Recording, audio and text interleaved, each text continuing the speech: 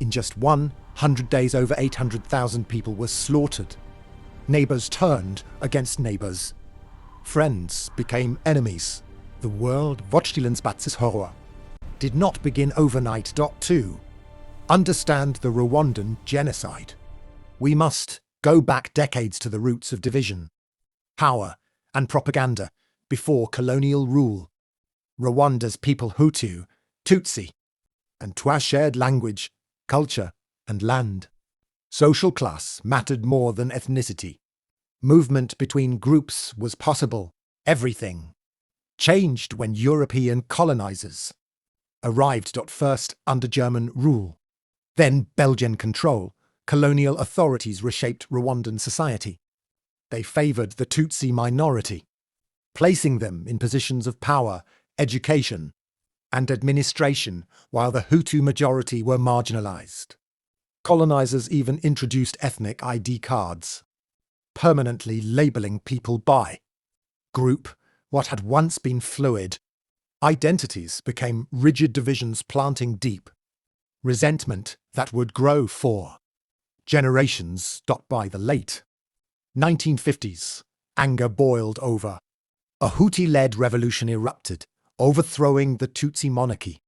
Thousands of Tutsis were killed, and over 100,000 fled to neighboring countries as refugees. When Rwanda gained independence in 1962, Hutu-led governments took power, but the cycle of fear had begun. Exiled Tutsi groups formed rebel movements, launching attacks from abroad. Inside Rwanda, Tutsis faced discrimination, violence, and exclusion from education and government roles. Ethnic mistrust hardened into national policy. In 1990, a Tutsi-led rebel force invaded Rwanda, starting a civil war. Fear spread rapidly among Hutu populations. Extremist leaders and media outlets began broadcasting dangerous propaganda, painting all Tutsis as enemies, traitors, even cockroaches. Radio stations fueled hatred daily, urging civilians to prepare for violence. Militias were armed. Kill lists were secretly prepared. The nation stood on the edge of catastrophe. Then came the spark in April 1994. The Rwandan president's plane was shot down near the capital. Within hours, roadblocks appeared, Tutsis using and the killing began. Extremist leaders blamed assassination as justification to launch a pre-planned extermination campaign. What followed was one of the fastest genocides in modern history. Militias and civilians were mobilized.